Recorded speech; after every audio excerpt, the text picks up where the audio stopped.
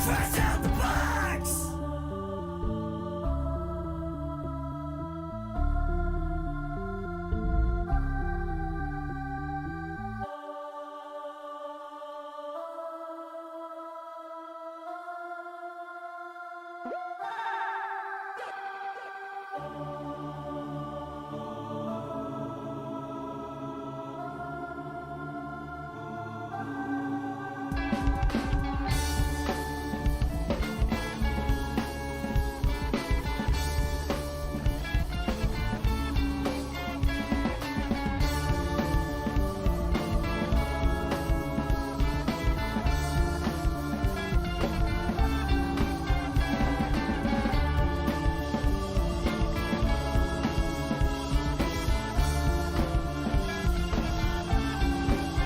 Fresh out the box!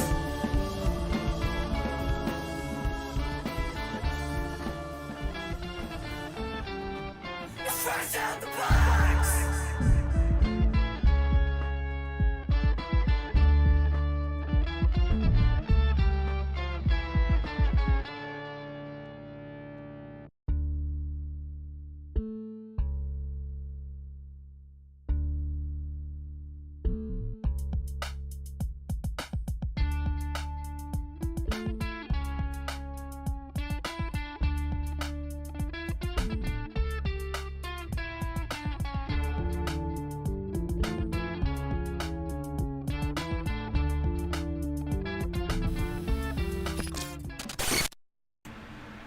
Hey there, everybody. Welcome to Fresh Out the Podcast, the number one podcast for people that enjoy listening to the people on this podcast. I'm Johananon.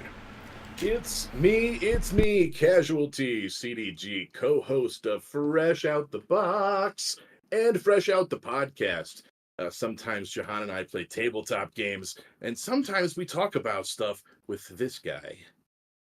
That would be me, the professional media and movie mastermind, the Funhouse, Drew Munhausen.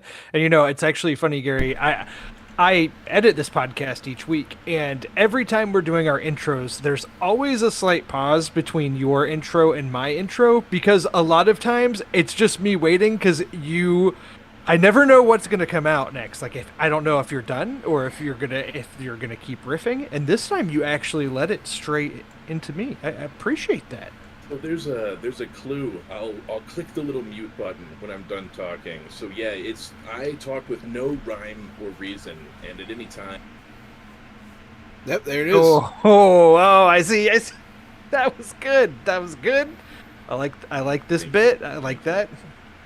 I want to talk a little bit about the Mario Brothers movie, but first, I did want to mention there was that Star Wars celebration that just took place over the weekend, and there were some new Star Wars movies and things like that. And I was just curious if there was anything. I'm not going to go piece by piece through all the news and everything that broke out of there, because quite frankly, the way that Star Wars news has been with these movie announcements in the past few years, we don't know if any of these will ever actually come into existence. But that being said, was there anything that was announced that you thought maybe was a little bit exciting, or something you might look forward to a bit? Without looking at a list or like looking at what I think are highlights, just sort of what passed my wavelengths, what I caught on to was that Rey was going to come back for another movie. And I thought, well, that's good. Good for her. That's good. I like that. I have no bad blood against Daisy Ridley. I thought she did a fine job. She got put in some bad movies, and she did a good job in those bad movies. It's not, her performances were totally good, and I'd like to see more John Boyega for what it's worth. But that's the piece of news that came across that's the one for me. Like, cool, I'll keep my eye out. If that happens, I'll probably go see that.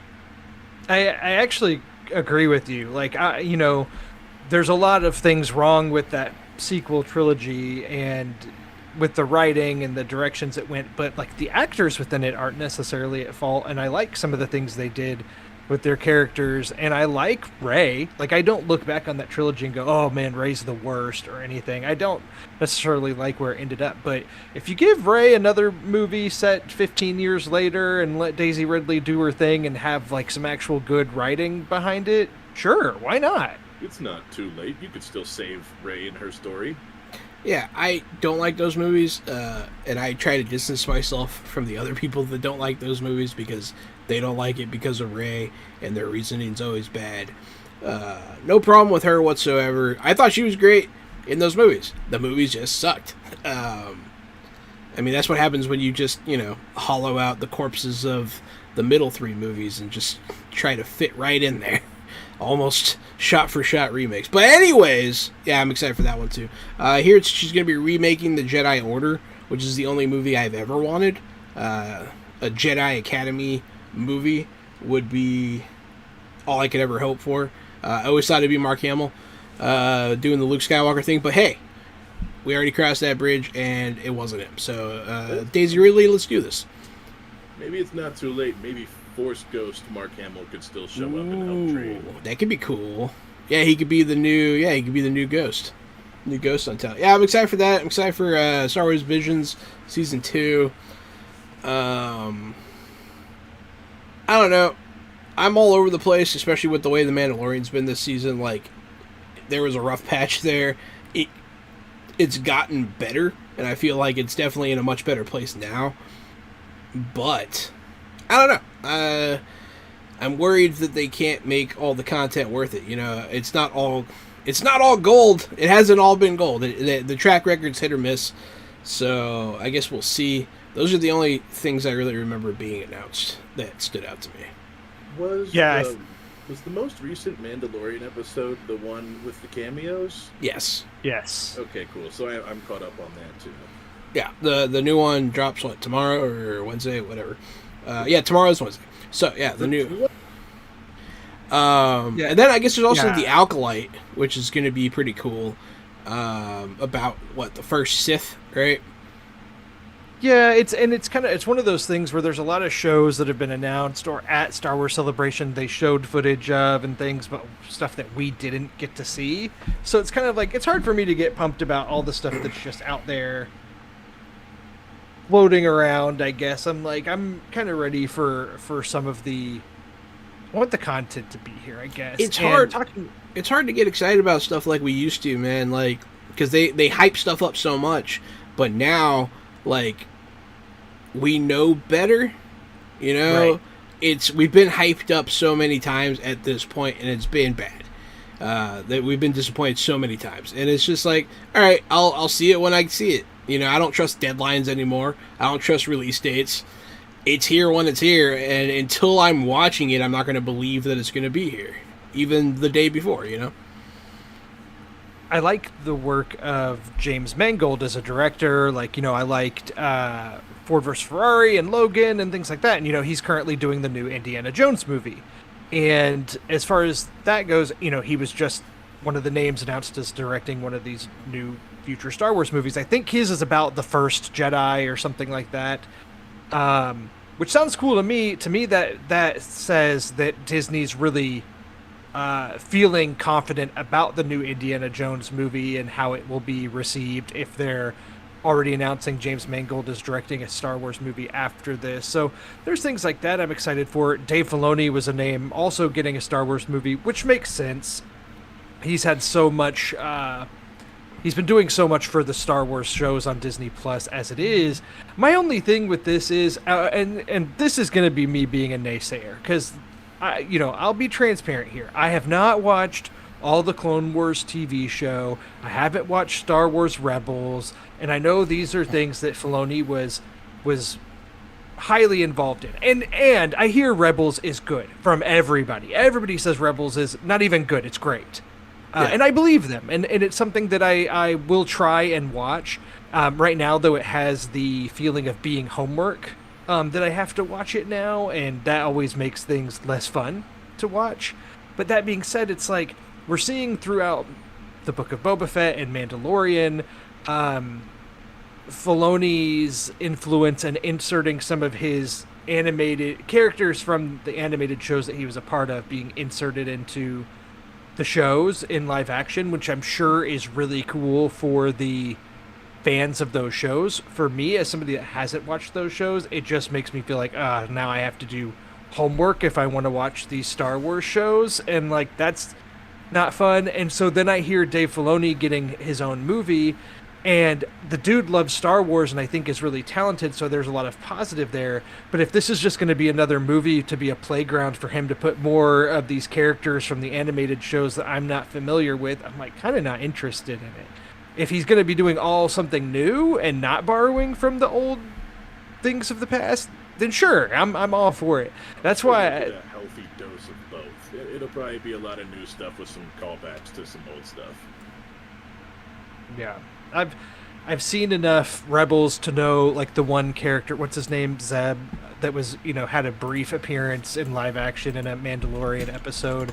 And for me, it's just like, well, I guess it's just for people that have seen Rebels to point at the screen and go, oh, I know him. But otherwise, it's pointless unless he's going to come back. I don't know. That's me being really negative. I thought the bounty hunter guy was cool with the red eyes and the big hat from season 2. Oh, yeah, I believe his name's Cad Bane. I also thought Cad he Bane was cool. was cool. Yeah. And he's AKA Invader Zim. he's from those Clone Wars shows that I didn't watch and don't plan on watching, but I thought he was a really cool character. And so, I mean, I can't hate on Dave for trying to bring some stuff over because that was really cool and that worked, I thought.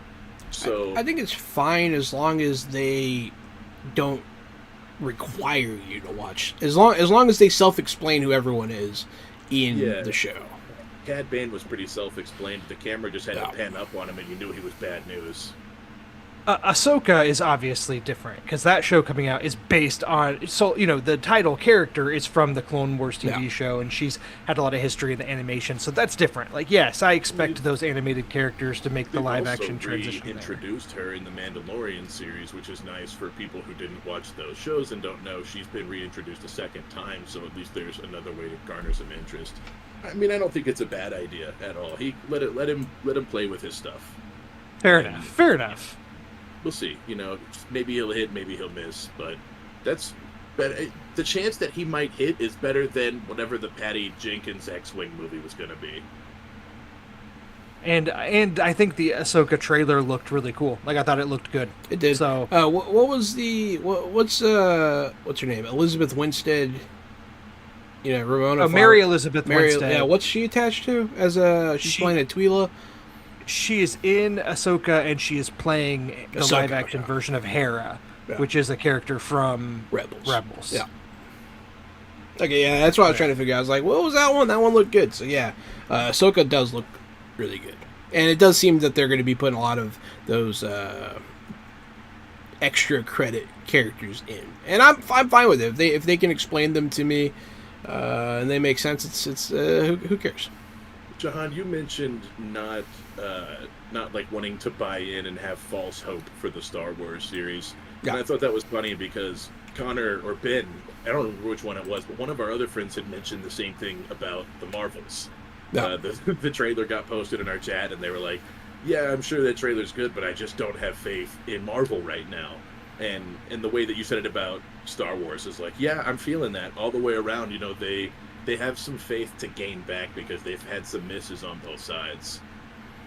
Yeah, there's just a lot of managing of expectations, I think, that needs to happen. Disney has gotten us conditioned to feel like when a new Marvel movie or Star Wars show or whatever it is comes out, that it's an event and that it's going to be big and huge and everybody's going to be talking about it. And then we've had a few lackluster MCU entries, which, I don't think all of them are terrible or anything, but they just haven't been amazing. And that's kind of how I feel with The Mandalorian right now. Like, I'm not overly invested, but I enjoy it enough. Like, I'm watching it from week to week, but it has become a serialized show with here's the kind of plot of the week and here's how it kind of ties into the overall arc, and that's fine. And I enjoy seeing different worlds and things. And like this most recent episode, there was a lot of chatter on the internet of the cameos detracting from the overall thing and being distracting. Maybe it's because I knew that they were coming. I don't know, but it didn't really bother me that much. Like, it was fine. Oh, there they are. Now continue on with the plot. Actually, a matter of fact, everybody was talking about Jack Black and Lizzo, and I'm like, nobody even mentioned the best cameo that's in that episode, which is Doc Brown himself, Christopher Lloyd. That's who I was excited to see when watching it back. No one did mention him, and it's kind of funny that they complained about the other two. I I mean, personally, I didn't have an issue with the cameo. They like Jack Black was definitely he's big. He was a big entry into the episode. It was like, oh wow, there's Jack Black. But I don't feel like he was there enough to be as distracting as people said he was. You know, it's like he was just kind of there. He was this rich. He was this kind of shitty rich guy. You know, and he was like, I'm eccentric, and like it was fine.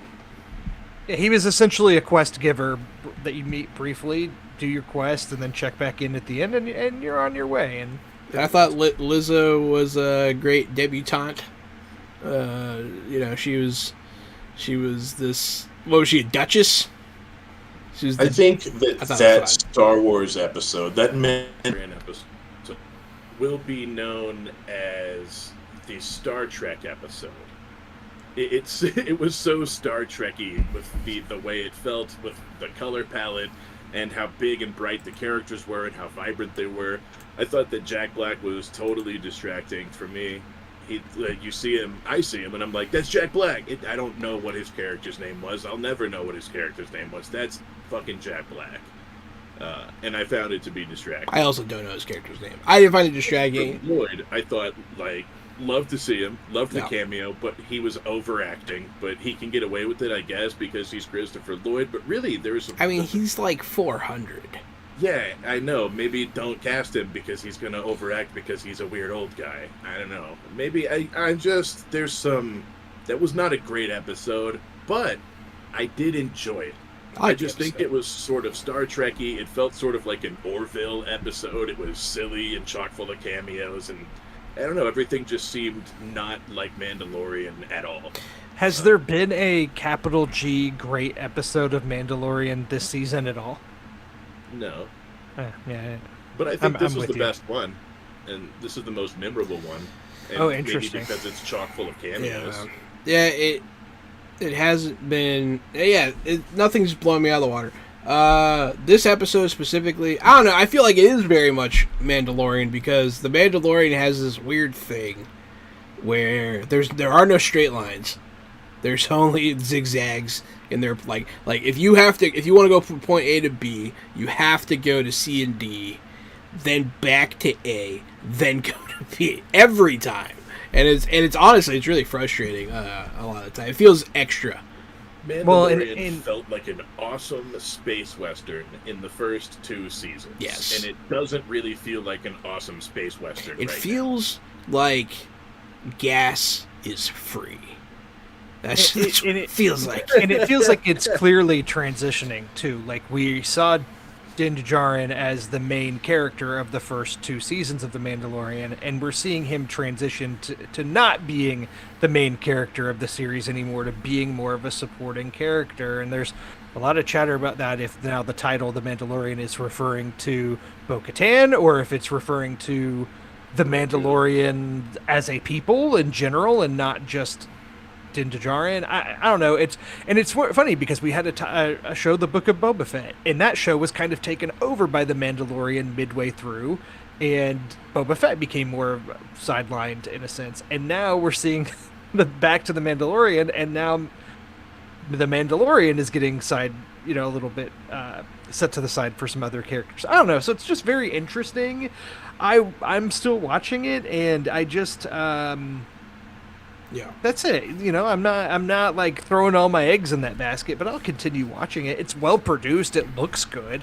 Things like that. It is well produced. I thought that the handoff of the Darksaber was kind of meh. Like, I was like, listen, everyone, technically, the Darksaber is hers. Technically. Here you go. And everyone was like, yeah, technically. Yeah, I like technically. And it's like, all right, it was kind of a wet fart. I liked whenever him and Bo-Katan went down to the basement to talk to the little sheep guys, and he had to talk to the Mandalorian, talk to them like a total Karen, because that's the way they speak. And he was like, yo, listen up! Do you know the guy whose name that I know? Because if you knew the name of the guy that I knew, you would talk to me right now. And my words have been heard. And I was like, oh shit, he just mic dropped on him. Like to just come in and scream about, do you know that I know your manager and you're gonna listen to me now? I was like, damn, Mando, get him. Get 'em, Definitely Mando. gonna need more Gary reenactments of Mandalorian scenes in that same vein in the future. I am a fan. Yeah, I do my best to do an exact replica. That was spot of on. voice and mannerisms. I'm pretty sure Yeah, that's I try- exactly what he said. Try to channel my inner Din Djarin. Jajarin. Okay, well that's enough Star Wars at this point, right? Can we talk about Mario? How dare you? Okay, fine. What? We didn't even go to Wikipedia. No, it's not enough Star Wars. Oh, thank goodness for once. I don't have to, clear my history, my internet history after this. Fresh Out the Podcast is Make brought sure to no- you by Wikipedia.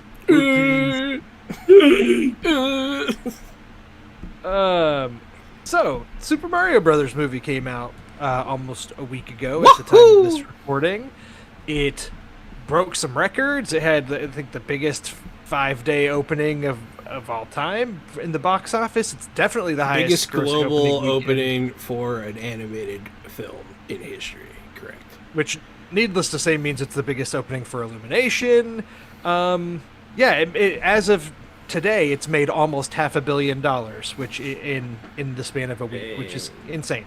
And it doesn't even have that high of a budget. They made it for $100 million, and Really? I mean, yeah. So Good for that's them, what's wow. listed. So yeah, they've already. I didn't even know you could buy Quadrupled Jack that Black budget. for that much. So yeah, Jahan and I both seen Super Mario Brothers movie. There's a lot of interesting conversations that go along with this movie because last week the reviews started coming out and they were kind of mixed all over the place. And Sean Taj, mayor of Nertropolis, friend of the show, he gave this movie a 5 out of 5. He was all about it. And then I was seeing some pretty low scores from other critics that I follow and enjoy reading their work. Last time I checked, it was at a 56 critic review on Rotten Tomatoes, but like a 96 fan review. And I was like, okay, well, And to me, that completely makes sense. If you're going into this movie with a critical eye going, I'm going to, evaluate the plot and the themes and come away with like really dissecting this movie. Yeah, there's going to be little to no substance for you to dig into. But if you want to go see a movie where Mario fights Bowser and tries to save Princess Peach and it follows an 8-bit video game that had little to no plot as well, it's going to be fine. I personally... It has a plot. Plumber from Brooklyn does mushrooms in the sewer for 3 days. No, it has a plot, and in the plot, there are two hardworking brothers named Mario and Luigi Mario, Okay. and they are working in the sewers with the paleontologist Daisy. Okay. And a rival mob blows up a bit of the sewer, and they get trapped in. Whoa. They get trapped in Dino Hatton. It's the sound of Mario dying. Is this the plot of the Super Mario Brothers film from 1993? Is that what's happening here, Gary? Yes, that's exactly what's happening here. You nailed it. The Super Mario Brothers movie of 2023 fame. It is what it is. I thought it was fun. I thought it was not groundbreaking in any sense of the word. I thought that it was fun watching for all the Nintendo nods, and there's a whole lot of Mario stuff that happens in this movie. Everything from the Mushroom Kingdom to introducing the Kongs and their whole faction. There's the Mario Kart sequence with the Rainbow Road, and then there's a lot. And the movie just kind of feels like it's going from one thing to the next really, really quickly. And as I was watching it, I was still thinking of all of the Mario things that were untapped in this movie. And if this is setting up for a franchise, there is still so much they can do with this. And with the amount of money that it's already making, I'm sure we're going to be seeing Mario movies or movies based in this world coming out annually. It's all I can imagine. Han, what'd you think? Before I talked the movie, you were talking about a franchise. There's no way that this doesn't spawn something. The most successful animated film in history is going to spawn at least sequels, but probably an entire. People are calling it the NCU, the Nintendo Universe, Cinematic Universe. Cinematic. Yeah. Well, like, if How to Train a Dragon got 4 and Despicable Me got 3.5, then you can only expect Mario's going to get some spin-offs. Despicable Me has 3 main entries and 2 Minions spin-off movies, so that franchise is doing. And I think multiple of them have made over $1 billion just in that franchise. It's You're insane. crazy if you don't think there's going to be Mario spin-offs. The fan art that I saw posted Zelda and Metroid being the next 2 next year. And then all of it's going to culminate in 3 years with their Avengers movie, which is going to be Smash Bros., which I thought was pretty funny. Don't think that's going to happen quite that way. But yeah, man, I think I would like to see Zelda and Metroid specifically. But this movie was great, man. I actually took my younger cousin. He's in junior high. It's a kid-friendly movie. So I took the kid I know. And it was great. We went to Alamo. It was a lot of fun. I was laughing the whole time. It was very, very funny. I thought it was very funny, very entertaining. I liked it a lot more than I thought. I didn't think I was really going to like it. I didn't think it was going to be that good. I definitely didn't think it was going to be good after D&D was good. Because both of those movies, when they came out, I was like, no, these are going to suck. They're going to mess up everything. And they didn't. Both of them were fantastic. This movie, I think I already sat at an 8 or a 9 out of 10. For me, I thought it was great. I don't really have a lot of complaints. They had the original voice of Mario sitting in there. They stuck him in. And so they paid homage to that. Chris Pratt was fine. I really didn't notice that it was I thought him. all the voice cast was pretty good. All the voice cast was considering all the solid. outrage by internet fanboys, however long ago when these were announced, every person in it was fine. Anna Taylor-Joy was great as Peach. Jack Black destroyed as Bowser. He was the perfect Bowser. He was so good. He was such a great Bowser. Tremendous Bowser. And then Seth Rogen is just Seth Rogen. Seth Rogen is just Seth Donkey Rogen. Kong. And it's fine. There's a lot of criticism going on about that, about how he just was like, I'm just getting my check. Let me just do. He did at least 3 of his in that movie. One Trick Pony. I actually thought Charlie Day was really good as Luigi. Charlie Day was good. I actually couldn't tell it was him at all. And then Keegan-Michael Key went hard. He went real hard as Toad. Like, you can't tell it's him at all. He really did. He did quite the voice for it, and he was fantastic. I appreciated. It wasn't just any Toad. It was the Toad from like Captain Toad Treasure Tracker. Like, he was like the adventure Toad, and so that was fun. I don't know. I liked a lot of it. I liked when they went to the Mushroom Kingdom at first. The horror that was Luigi landing in the Shadow Realm. And all the skeletons pop out of the ground. It was genuinely like, I was like, man, if I was a kid, I would actually be afraid right now. So it was that perfect level of fear. And then the lightning strikes in that mansion, and the Shy Guys are there, and it's just funny. And like I said, you're listing all these things. Like, all of these different characters were jam-packed into the movie, which made it flow. And I took my daughter to see this. So it was the first time I took my daughter to a movie in a theater, and she's 3. Cool. That's super cool. And she did great. We went in, the trailers had already started. We planned it that way so that we weren't going to be sitting for an extra 15 minutes as needed. And the movie moved so fast, it held her attention the whole time. Maybe within the last 10 to 15 minutes, she started getting a little bit restless, but she made it through.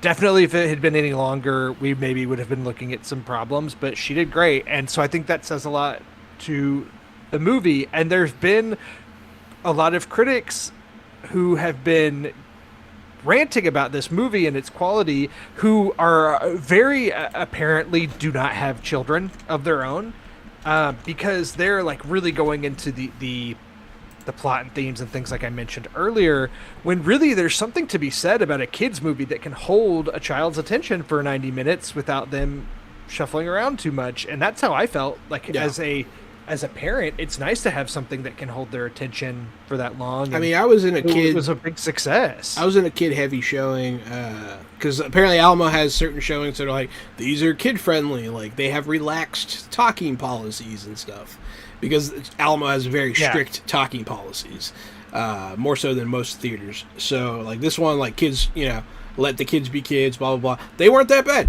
They were fine. There was some talking, but for an hour and a half, the kids pretty much sat and enjoyed the movie.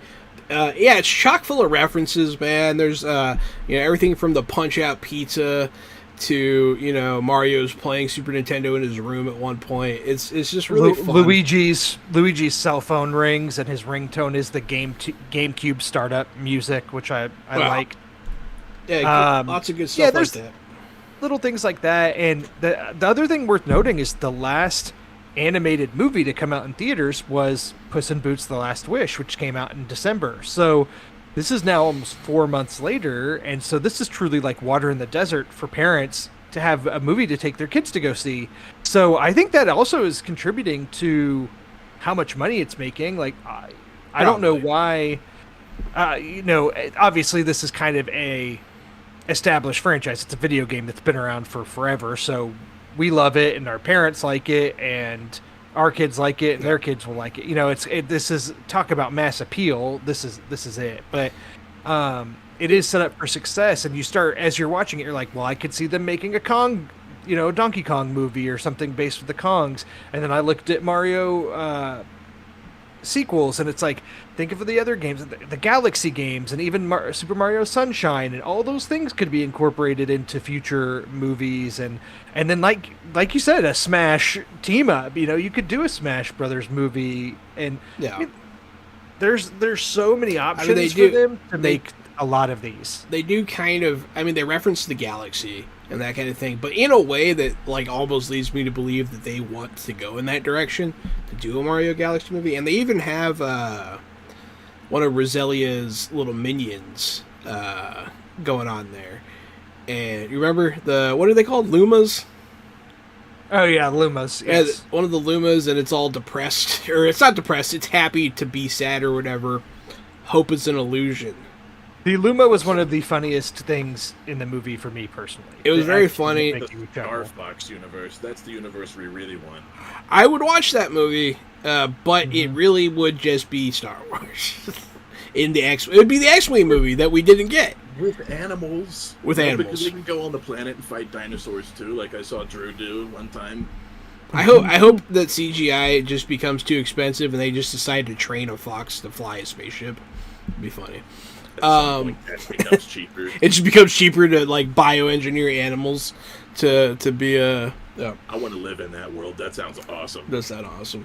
But yeah, I was really high on this movie. I liked it a lot. Bowser killed it. Jack Black killed it. Everyone knows the song that killed it. I hope it does win an Emmy. So it'd be hilarious. Well, this is a movie, so it's not going to win Emmys because Emmys. An Oscar, whatever, man. I don't care. No, I mean, you're talking about the songs, and for me, the score is a huge thing here, because for me, the music of the film are one of the biggest strengths and weaknesses of the movie. The actual score, I think, is incredible, and the way that they wove the Mario themes from several different games into it, it was really impressive, and the score is really well done. But then also throughout the movie, there are needle drops of pop songs on occasion, and they are some of the most frequently used cliche pop songs to use. And so I thought every time one of those was used, it almost took me out of the movie. But the score itself was so well done that I thought it was like the MVP. So the score amazing, pop songs not so good in this one. Maybe if they had had more creative choices or something, I don't know. Yeah. It just, like, there were ones where, when Holding Out for a Hero's playing and like my eyes are rolling back in my head. I'm like, come on. You're right. Those were probably lesser moments because the Mario scores are so strong. Like, why would you divert from that? That's a good point. I don't want to hear any of that crap in the Zelda movie, because Zelda has one of the greatest soundtracks of any video game ever, so you better stick to it. Or I will say a slight ultra slight tiny spoiler for this movie because you can barely call it a spoiler because you can see it coming from 100 miles away, which is there is a end credit scene so there's two credits. There's a mid credit scene and there's an end credit scene. And the end credit scene in particular, did you stay for this, Jahan? Yeah. Okay. So as I'm waiting for the credits, I absolutely was like, this is what's going to be this scene. I already know what this is going to be, and I was 100% right. Yeah. So spoilers for what this is for anybody listening. There's a scene earlier in the movie where there's a wedding taking place, and there's like a table of gifts, and you see a Yoshi egg get placed on the gift table, and that's it. And so I'm like, in my head, I'm thinking the end credit scene is going to be that egg, or something, and you're going to see it hatch, and maybe you'll see Yoshi, maybe whatever. And sure enough, it's the egg, and you see it crack, and you hear the Yoshi sound, but you don't see him. And I was like, okay, exactly what I thought. And because when you're watching this movie, there's so much in it, and Yoshi's a huge Mario character, and he's one of the ones that's conspicuously absent from this movie, which obviously you have to have something for a sequel. I figured if it wasn't going to be Yoshi, then maybe we were going to get a little Wario nod or something for what they can do in the future. People are talking about Wario a lot online right now. To me, if they're doing a spin-off, it sounds like they're doing a Yoshi spin-off first. It sounds like that one's primed and ready. Yeah, so they teased Yoshi.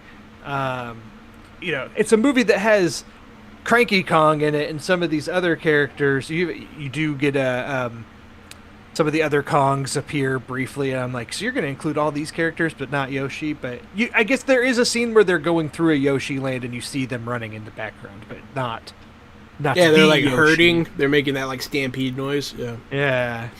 So anyway, there's a lot of fun nods here. I think that anybody that's played these games is going to go into it and have fun, at least, even if you're not going to come out of it with a newfound view of the world by any means. It is definitely a Mario movie, but it's well done and it was fun. And I can see why families are going to go and take their kids, and it's going to make lots and lots of money. Absolutely. I certified this movie fresh. I thought it was great. Blew my expectations out of the water, and it is deserving of a sequel. Because I'm probably sitting more at like a 6 out of 10 for 6 myself, out of 10. but it's still enough for me to say it's certified fresh out the podcast. I would definitely say it's pretty low, fresh. Drew. It's pretty low. And I've seen it twice, so Yeah. That's fair. I mean, maybe the second time did it for you. Maybe after the second time I'll be like, this is a 4. But right now I'm sitting at a healthy 8, possible 9. Liked it a lot. I like the part where they made the Goombas sway in the elevator because they were the elevator music. It distracted them. Yeah, and they made all the Goombas get distracted. I did think the Goombas were weird that they were so tall and they had those long red jackets. That's not really how Goombas look in my mind.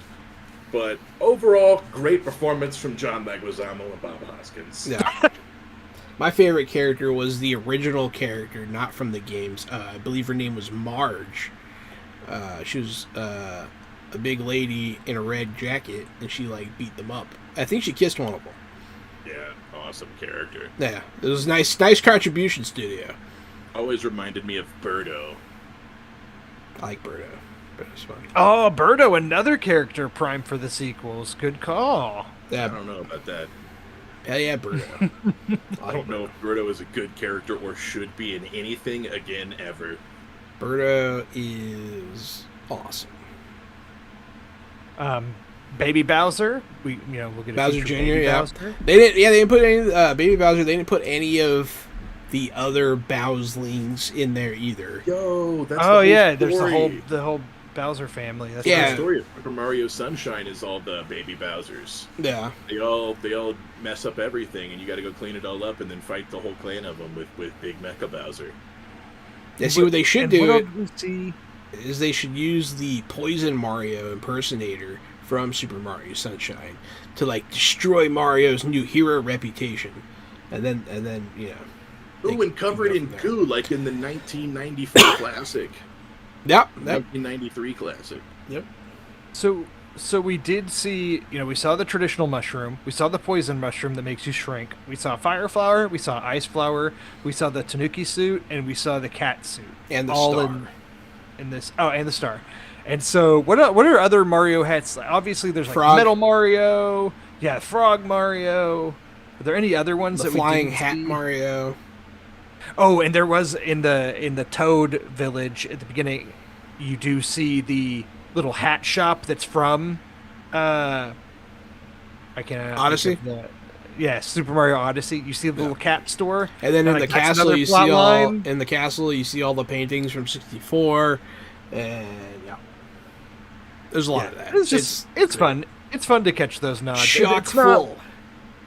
It's not one of those where you feel like it's pandering to you. Like, it's just fun. It's just fun to see all this What did you stuff think on about the screen. extended Mario family?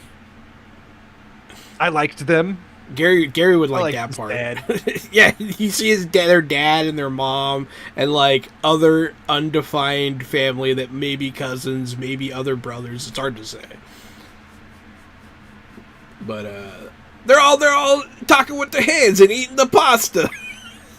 It's good times. And then the Papa Mario's like, "You're such a disappointment, son." Damn. It's really messed up. It's definitely not a Disney movie. Because if it was, they'd all be dead. Oh boy. Anyways, But there's been a weird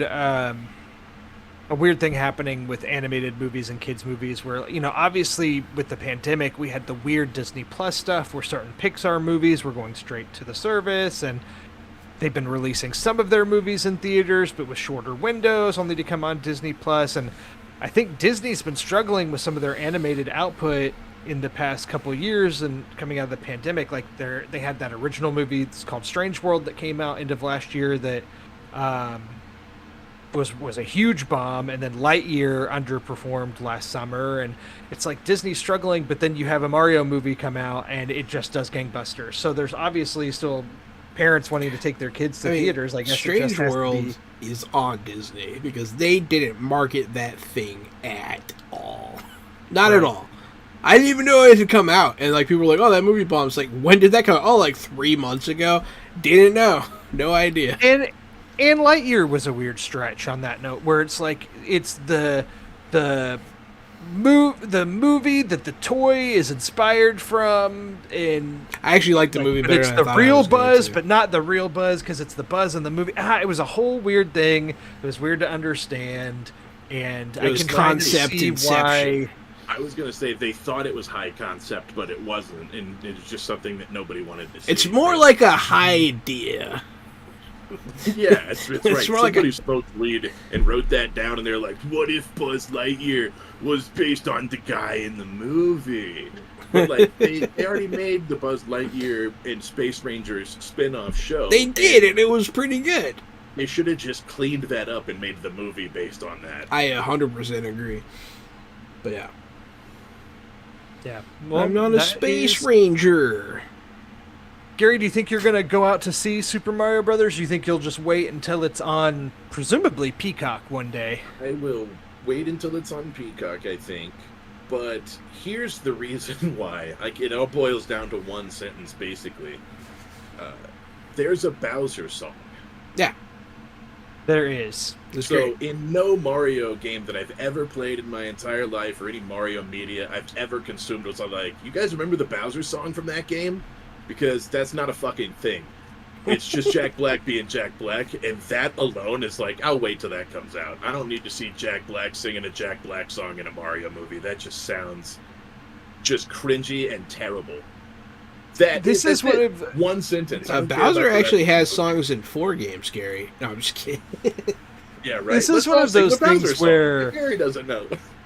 I start feeling my age a little bit with this stuff and with what goes viral and what doesn't. This began with the whole Wednesday phenomenon, a show that we all liked. I thought it was pretty good on Netflix.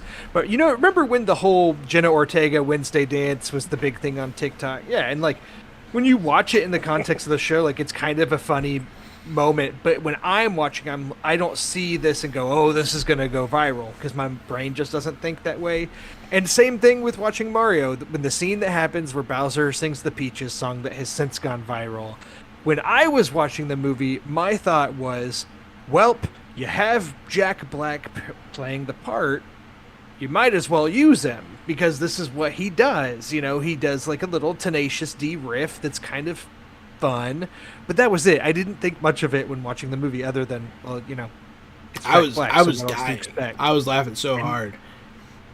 And then the next day, I'm scrolling TikTok, and the official Super Mario Brothers account is doing it. There's now a version you can find on social media of Jack Black singing the song live in a green suit with like Bowser adornments and a whole set thing. I mean, this song has gone viral for sure. I mean, It's very fast. I mean, if you could look at something and know that it's going to go viral, you'd be a very rich person, I think. I am an old man. If you could call I that am an shit, you'd old be. person. But yeah, no, I mean, I was dying laughing. I thought it was hilarious, and I'm not surprised that it went viral. It's got all. It's easy to. It's hard to forget. Really, is what it is, and it was pretty great, in my opinion. I like the emotion. I like the raw emotion of it. Like I said, we He will really we will gets it. certify it fresh out the podcast. And yeah, that is the Super Mario Brothers movie. We can move on to some of our Quick side note: after the movie, Fresh picks. me and Jenny wouldn't stop singing the song, and my cousin was over it. We wouldn't shut up, and we just kept singing "Peaches, Peach," and he couldn't do it anymore. He was upset. How old is your cousin, by the way? 14. Okay. No, he was over it. We were at Target, and I started doing it, and he was like, "Come on, man! Like, people can hear you." So, good job, Jack Black. You embarrassed my cousin. So now we will move on to our fresh picks of the week, and I'm gonna kick it off just because I want to talk about another new release that's not getting nearly the same amount of attention as the Super Mario Brothers movie because it's not breaking records or anything, but it is a movie that I liked a whole lot, and I definitely liked it more than Super Mario Brothers, and that is Air, which is the Air Bud? new film directed by Ben Affleck. It's starring Matt Damon, Ben Affleck, Jason Bateman, Chris Tucker, Viola Davis, and it is about the Nike partnership with Michael Jordan when developing the Air Jordan. And it's such a weird, that story doesn't necessarily scream make a movie about it. It sounds like it'd make a much, like a good book or something. The movie's great. I can watch these kinds of movies all day. I like business deals and meeting rooms and planning and such. And the performances are all really good. I could have watched another 30 minutes of this movie and been happy. I don't know. It's just, this is a super fun movie, and if you've seen, I don't know if this would have been before we had the podcast. If you have seen the Michael Jordan documentary that came out early on in the pandemic called The Last Dance, I feel like this movie complements that documentary very well. And yeah, That movie's Ben about Affleck's- Michael Jordan? The Last Dance. Yeah. It is a documentary series about Michael Jordan. Yes. Hey! I heard that air blows. That's funny. Yeah, I would have thought that The Last Dance would be about Michael Jackson, but I guess Michael Jordan works. Hey, Michael Jackson. I'm not even doing a Moonwalks. bit. I legitimately didn't realize that was about Michael Jordan. He's got the lean. I see what you're doing. This is here. I'll hold my hands up when I'm not doing a bit, so you can tell. Anyways, Drew I'm says just watch making you Air do Bud.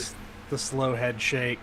Air is really good. It is produced by Amazon, or Amazon's one of the production companies. So this will be on Prime Video at some point in the future. But as of right now, it is just in theaters. This just in: controversial opinion from Drew Munhausen. Air is good.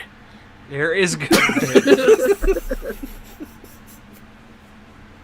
And then I'll go through a few other things here really quick because I have a bunch of movies and stuff. Another thing that I watched, this is a little bit more random, but I thought it was worth mentioning because it kind of stuck with me.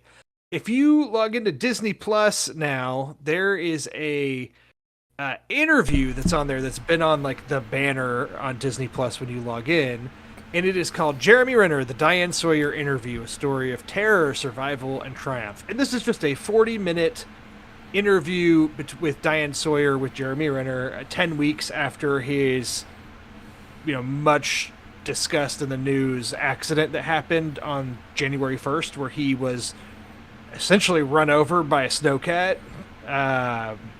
while trying to plow his Which is near Snowcat his is home. nowhere near as cute as it sounds. No, it is definitely not cute. It is a scary, large piece of machinery. And it goes through, they interview the people that helped him and were there waiting for first responders to get there. They speak to his family, and they speak to him. And considering all that he's been through and the recovery he's going through, he looks really great. He's not completely mobile yet. Like, he's using a cane, he's getting around. In the documentary, during the interview, he's in a wheelchair, but they show some footage after the interview where he's moving around with a cane. So he's doing incredible. They do ask him, because he's a guy that's done a lot of his own stunts for years, and they ask him if he would still do that. He's like, no, I'm 52 years old now. Like, I'm good. You'll find me in my trailer, and I'll do my stuff after at this point. Yeah, but no hate on that, man, and good for him. I'm glad he's doing okay, and I think it Same. even, not that it matters, but I think that it works for his characters. I think it works for him as an actor. I think he could have a cane the rest of his career, and I think he would still just get cast in phenomenal roles. I don't think it would really slow him down as an actor, and I'm glad to hear he's going to take it easy on stunts. Yeah. it's the type of interview that gives you a lot of respect for the actor. Like, I think he has a really good mindset. He's really positive. He seems very humble considering all the big He seems like a franchises solid and things dude, that he's man. He done. really does. Yeah, he's and definitely a family-oriented guy. So, at least that's how he came across in this, which, it is on Disney Plus.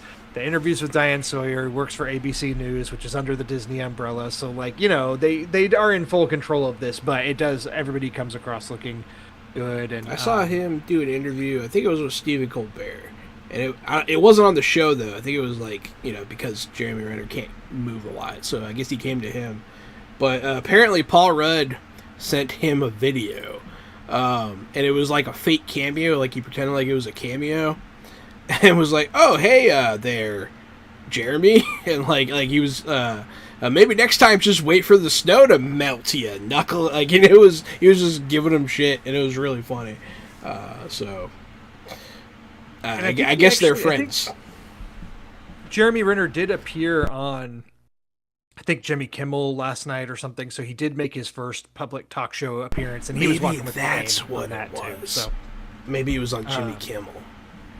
yeah, this was just something I kind of threw on to have in the background and ended up being kind of captivated by it and seeing how he's doing, because, as much as I can talk crap about the modern MCU stuff, at the end of the day, I've been a fan of this stuff, and he's our Hawkeye, so I want him to be okay and be able to do feature appearances and things if he wants to, which is not the right mindset to have, right? Like, you don't want the guy to be okay because you want him to do more Marvel movies. Like, you should want the guy to be okay because you're a human and we have compassion for each other. And I also want him to do more Marvel movies. so there you go. Just FYI. I don't think it makes you a bad person. Now, the next two movies on my list are kind of this is the thing that happened. This is a true thing that happened. I watched 80 for Brady. Are y'all familiar with 80 for Brady? Is No. it about Brady Bunch, or is it about Tom Brady? Tom Brady. Okay. All right. I'm Is he halfway turning there. 80?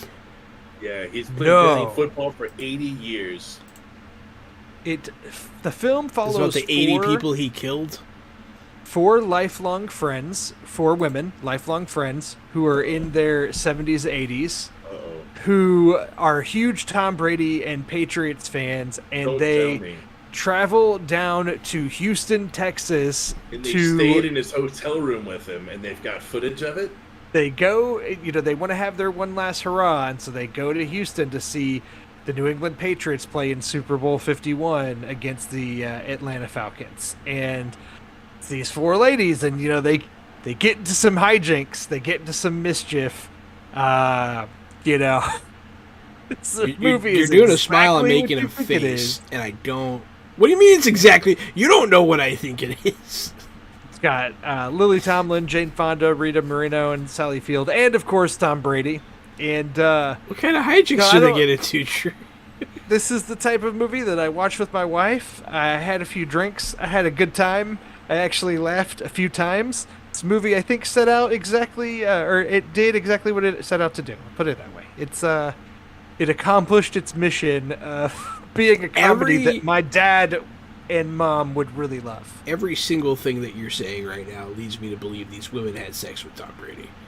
Yeah, No. or like tried to flash him or something. Yeah, What is right, that? Gary? Am I crazy? That you're on the same making it page, sound right? Like a weird sex thing. Joe. He is, and like if you could see his face while he's like, they got into some hijinks, and he's like, really selling it. he And it really doesn't help is. that He's stroking something. He's stroking a Jane- long, hard Jane thing. I don't know Fonda what that is. actually- Who's that? In the movie, Jane Fonda is a writer who writes like erotic fan fiction about Rob Gronkowski, and that is a whole side plot of this movie. And it does culminate with her meeting Gronk at the end of the movie. So, yeah, and he's a fan of the book in the film as well. That's the thing that happens. So people do have sex in this movie. So what I'm trying to say is this is a 6 out of 5, and that everybody should see it. A 6 out of 5? No, I'm just joking. I'm being silly. I'm being silly. So I watched 80 for Brady, and I also watched, actually, this was a rewatch. I watched Magic Mike. And actually, I set out with the intention Is this because of watching. you were already steamy from the Gronkowski fanfic, and the only way to cool off was by watching Magic Mike? Exactly. No, there was a new Magic Mike film that came out in February that I've wanted to see, and I wanted to rewatch the other entries in the franchise beforehand because Magic Mike is fascinating. Because if you remember back when it came out in 2012, it was kind of this phenomenon. Do y'all remember this? Where it was in the news, and there were just droves of women going to the theaters, like big groups of friends going to see the male stripper movie. Like that was the thing. That was the narrative around it. And yes, it is a movie about male strippers, but it's a lot deeper than that. Like the actual plot of the movie is really interesting, and Mike, the title character played by Channing Tatum, his character is actually really good, at least in the first film. There's a lot of depth to him and what he's trying to do. It's not just like all about the stripping. There's it's a lot more interesting than that. So that's all I'll Sometimes say it's about it is. taking off your heart clothes. It's directed by Steven Soderbergh, who's a director that I really like, and so it's you have to look at it as not just being a male stripper movie, but it's a Steven Soderbergh movie. So there's a lot more depth to it. But yeah, so it's Magic Mike. I rewatched it. I haven't had a chance to watch the other ones yet, which is why I watched this one. But I figured I'd go ahead and mention it just because over 10 years later, this movie holds up. It's still pretty good. I think Magic Mike is a good movie. It's on HBO Max. And yeah, that's it. Except for the guy, and Channing Tatum is the main character, but you see a lot of it through the eyes of this younger guy, and he's played by this actor named Alex Pettyfer, and God, he's terrible. He's so bad. His name is Alex Pedophile? Pettyfer, Pettyfer. Oh no, that's a horrible It name. was a bad name. What's his first name? Pedophile. Pettyfer. It sounds like a South Park character saying pedophile. Hey, stay away from that guy. He's a pedophile. It does He's sound like that. he's bad. He's bad in this movie, but. Whew. Well, with a name like pedophile. And then the only other thing I'll mention is just Succession. I think that even people who don't watch the show Succession are aware of it, especially after this past weekend, where it was honestly one of the best episodes of the series that came on this past weekend, and the way that they handled the events that unfolded was pretty expertly crafted.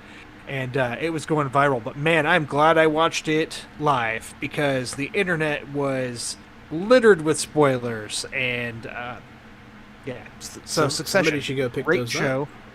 I've been singing its praises for months now as I've been catching up, and now here I am watching the newest season along with everybody else, and it's been a great experience and keeps you on the edge of your seat. So I didn't Succession, even- good stuff. I didn't even see Succession on your list. Did somebody? I'm kill not somebody? gonna read what you edited our Google Doc to say in its spot. I'm not gonna do it. Jahan has been just in our Google Doc that we use for our It's notes. not just He's me. been editing all of these things. No, this has Jahan written. Gary all over did the Airbud one. it. Well, that one is actually funny. So, Then that makes sense that it wasn't me. but the other one, Succession, was Did somebody edited. kill somebody in Succession? No, Okay. That's all. That was my guess. I was like, oh, something big happened. Did someone kill someone? Did somebody finally was- have enough of their shit? there was no murder that took Okay. place. All right. Spoiler.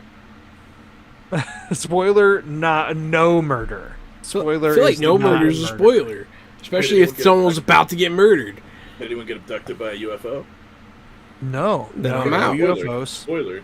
I am out. Spoiler. Gary asks questions and I answer them, and then he has to spoiler cite me on it That's a after the spoiler. fact. That's a spoiler. Don't tell anybody that. Did anybody get killed by a guy in a hockey mask and machete? That's a spoiler. Don't answer that. So that is my fresh picks for the week. They were good. Han, do you have any fresh picks this week? I got no fresh picks except for one. Oh, well, that's not none then. That's one. That's It's not no. it's not none. Yeah, that's right. That's why I said it's not none. Well, you said I have none. I've got one. Oh, I did say that. Yeah. I did say that. Thank you. Please, you want please move on. You want This me- is amazing content. amazing content? You guys watched the Marvels trailer, correct? Yeah. Yeah. So the Marvels trailer came out finally, and we get to see more of what to expect from the movie. I'm excited. As it stands right now, I am excited for this movie. We kind of knew that they were going to do some sort of switching places chicanery from the end of Miss Marvel. And yeah, they do more of that. I thought it was great. You get to kind of see what everyone's doing. I'm unsure. Does this come out before or after Secret Wars? Or Secret Invasion? After. So the After, Marvels okay. does not come out till November. I believe we get Guardians in May, Secret Invasion in June to July, and then the Marvels in November.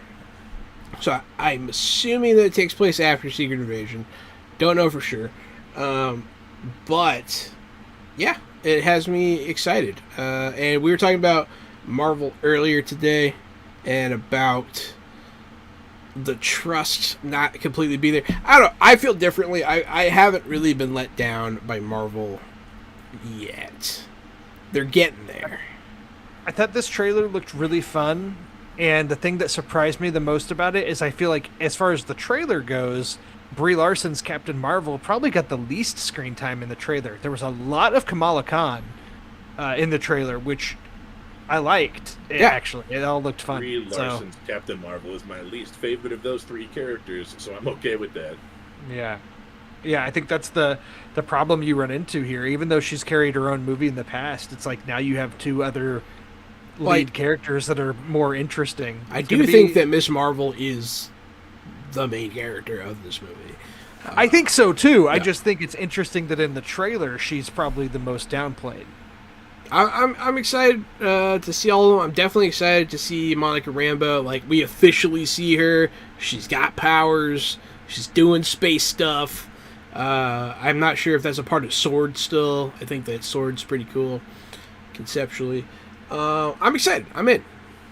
Yeah, it looks better than I thought it would, to be honest. Not expecting you to say Especially- that. Especially judging on the poster that came out like a couple months ago, that was just the poster was absolutely dreadful. So not that you can judge a And movie I just on wasn't a its huge poster. fan of Ms. Marvel, and I'm not a big fan of Captain Marvel. So, like, on paper, this did not look very good to me. But having watched the trailer was great. The trailer made it look like a lot of fun. Dope. Maybe they used the good parts or had good music or blah, blah, blah. But the trailer looked fun, and I'm looking forward to this movie. Yep. And that's pretty much. I've been watching other stuff, but mostly just rewatches. Watched Pitch Black with the family.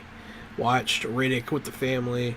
Both classics. Skipped Chronicles of Riddick because meh. But I hope they make a fourth one. But yeah, that's all I've been up to. Gary, you've had a pretty eventful week. Yeah. First, let me talk about what I watched, and then I'll just talk about what's going on. Just do a little life catch up in general, and then we can sign off and get out of here. Let's just talk about. So first is Dave. Dave season 3. If you guys are a fan of Lil Dicky, he has his own series on FXX, which is owned by Hulu. So now it's all on Hulu. And season 3 came out. They kind of snuck out the first 2 episodes. I really liked season 1 of Dave. I thought season 2 was terrible. It was just all about writer's block for like 6 or 8 episodes. That's exactly how I feel about Dave. Yeah, season 2 was terrible. Season 2 sucked. I loved season 1, and then I fell off, I think, after the first 2 episodes of season 2 and didn't even finish it. And now that season 3 is out, I feel like I need to catch up.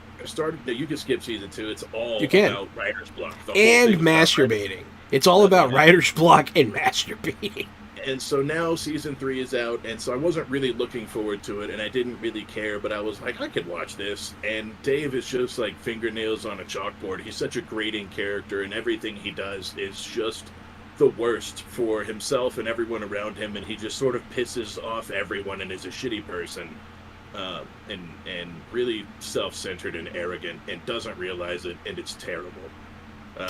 This season 3, he just talks about his weird shaped penis a lot, which is like an ongoing thing in his life. I guess he's really insecure about his weird penis. He's already talked about it too much. He just keeps talking about his weird penis every episode, and how he wants to find a girl who will love him for who he really is and not talk about his weird penis.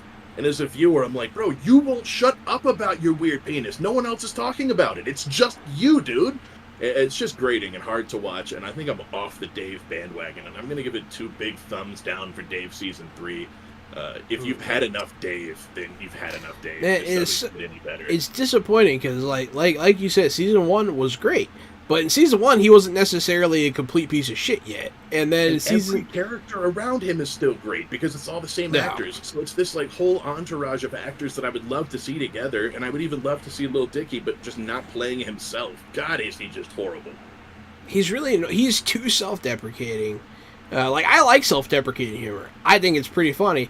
But he's just it's to the point where it just gets sad, and it's just annoying, like you said. And he's talked about his weird shaped penis for 2 seasons prior to this one. Mm-hmm. And I don't know, man. It's just not real anymore. There's nothing real about it anymore. It's just cheap jokes. Yeah, in this season, he's on tour, and he's on the road, and he wants to find love. It's his Looking for Love tour, and he's just being kind of an arrogant dickhead everywhere. Which is a very gimmicky what's the word? Premise. Yeah, it's a very gimmicky premise, and it just doesn't sound appealing to me, man. The other thing that happened, my week got sucked away, and my viewing time got sucked away suddenly and rapidly from me. Suddenly, last Thursday, all of a sudden, I was invited to a Zoom call where I was fired. And I was like, oh, crap. So I spent all day reaching out on Facebook and different social media stuff and just talking to people from around town and talking to my friends for moral support and playing a bunch of Marvel Snap that day. So I didn't watch anything. I was just sort of zoned into my phone. But then Friday, at the end of that day, at the end of getting fired by the newspaper, it turned around and I got contacted by the owners of Kate's House radio station, the biggest radio station in northern New Mexico. And they were like, yo, you should send us an email and put in your application. And I was like, I will do that within the next hour. And 4 minutes later, I had punched up my resume and sent it off. So I had a 2-hour and some change interview on Friday, started the job on Monday. So now I am the marketing manager for Kate's House Radio, and I'll probably be doing some radio spots and ads and writing commercials and learning other things into the future, and maybe eventually being a personality or a disc jockey. So, just went from 0 to 10, totally worst day to completely awesome day. And yeah, I've been back in the office and back doing some work. It's a change of pace, man. It's awesome. I actually love the radio station. There's something about it. Congratulations, man. Feels like home. Congratulations. Thank you. Everything happens for a reason. Isn't it crazy that nobody's ever said that quote before? Or I just came up with that on the spot. Everything happens for That's a reason. crazy. On And the it's one of real, those though. things, like, you know, like you get fired and you're just like, oh crap, my whole life. And then, like, you know, not even 5 hours later, there's an answer. No. And it's just like, holy crap, I can't believe that happened. I thought this was going to suck for like 2 weeks, 3 weeks, 4 months. You never know how long it's going to suck. Jobs are It's like 5 easy. days later, you're happier than you were the day before you got fired. No somehow. kidding, man. No one Yeah, wants here you to we are. realize how easy it is to get a better job because then you won't stay. That's why employers Yeah, devalue you and try to. Anyway, I'm going to get on a rant with that. I But couldn't be happier, man. It's just an awesome place. The management's awesome. The way that they're very organized and they're on top of things and they work together very well. It's just totally different than what I was at before, where I felt like I kind of got thrown out and they were like, sink or swim, baby. So I just feel really supported at this place. you and be I'm swimming, looking forward- dog. You be swimming. Looking forward to a long relationship with K-Tau Radio. So if you guys are in northern New Mexico, you should listen to that. You might be able to pick it up on outside of Well, the they- area on like they have a iHeartRadio or website. something. Yeah. Yeah, there's a website you can listen to it live. You're a little too tall to be a jockey, though.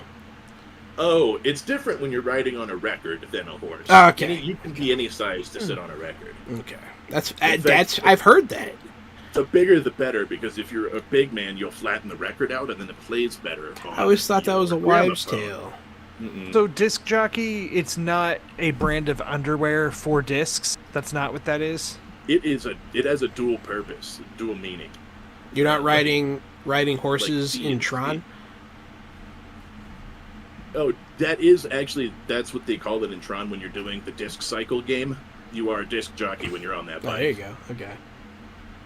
I had to join in on the terrible level of Jahan jokes. You're welcome, everybody. Thanks, man. I'm glad. It feels like you're finally home. I'm on my own level. Hell yeah. So it's what all I'm good talking news, about. man. It's you know, life will throw you lemons, and sometimes you got to make peach tea or something like that. So you know, I'm glad we're still here. You know, I'm glad this is still gonna function and happen. And I got an upgrade in the job, and I feel like an upgrade in my life and my community and my well-being. So you know, just nothing but good stuff to say. Sounds like a big upgrade, man. It sounds dope. Yeah, man. It's just I didn't get to watch as many movies. So maybe next week, once I get in the rhythm of getting, you know, I have to go to sleep and wake up and take a shower every day and go to an office again. You know what Yeah. I mean? Like those aren't things I've done for years now. Oh yeah, man. After COVID, and I got my 9 to 5 again. That was quite the adjustment. Yeah, I'm getting. So to me, I told my boss this today. I said it feels like the plot of a '90s movie because it feels like he was bitching one day to her. Right? Here's what it feels like to me, in my perception. It feels like he was bitching, and he was like, "Those damn millennials! It doesn't matter if you give them everything you want; they're gonna quit the job no matter what." And she's like, "Oh, really? Because I think that if you give a millennial everything he wants, he'll stay working here." And he's like, "You're on." And she's like, "I get to pick the millennial." So then she hired me and is forcing him to train me and give me whatever I want. And they think I'm still gonna leave. Because it's just, they're so cool. And it's like, pick your own hours. Here's an office. Yeah, you know, here's a laptop so you can do the work. We'll walk you through everything. We'll hand you out some free contracts to get you started. It's just all good news, man. It's just, it seems too good to be true. Like she's all that. I feel like I'm getting she's all thatted. I love the comparison. Gary's going from Uggo to Wowza. Yeah, and making me feel like a superstar, man. And you get fired 1 second, the next people superstar you, and you're like, what's going on around here? Gary let his hair down and took his glasses off, and he's a whole new person. He put on now. overalls that don't have paint on them. It changed my personality, too, and now I'm beautiful. Well, good. We're happy for you. Onwards and upwards, as they say, right? Yeah, hell yeah. I want to be like, I'm not happy for you, as like a joke, but it feels mean, so I'm just going to stay happy for you. Thanks, man. I appreciate that. No, it's radio feels like a good place, man. I'm excited for it. Awesome. Yeah. Well, I think I'm gonna get a job on as a puppeteer, as a street puppeteer. I think that It's a- all of out of that that is movie. Jahan, I'm trying to wrap up the show here, and then you just keep going with nonsense. And I was Nonsense. gonna say that Talking about Gary's being a street puppeteer, okay? It's Yeah, not and- nonsense. Hello. Look how good. Hello there. why is this still going? Why? Hello, it's me. I'd like to see you off there. This is a- Where? this Look is at a- you over there. How'd you get over there? I And all the people that are listening on the podcast can't see y'all doing these hand puppets. This is terrible. Well, you should narrate. didn't John realize. raises hand into frame and starts to work its hand like a mouth. I didn't realize you were on this podcast either. Oh. You can wrap it up. I was gonna say we were ending on a positive and uplifting note after Gary's new job, and then y'all have just brought it right back down for me to say that this has been episode 82 of Fresh Out, the podcast. Jahan, where can people find you it's all other about- than doing hand puppets on the side of the road or something? It's all about managing expectations, Drew. Yeah, you can find me at RockFact on Twitter. You can find me at Rockfact on Twitter too. No, it's me, Casualty CDG, and I'm not a puppeteer, even though I should have been. You can find me at Casualty CDG. You can find Jahan and I both at twitch.tv/JahanAnon. Every Wednesday, Thursday, and Friday, we're playing games and hanging out, talking to people. It's always like tabletop role-playing games, though. So we're like doing funny voices and goofing off and having a big time. And so you would like that, I think, that you would like that. Wednesdays, Thursdays, and Fridays. And then if you like this podcast, then God will give you a kiss on your soul. Make sure that you like it on Spotify or on Apple Music and have angel kisses deep in your heart. I am Drew Munhausen at Drew Munhausen on Twitter, and thank you all for making it through this far to the end of episode 82 of Fresh Out the Podcast. See you in hell.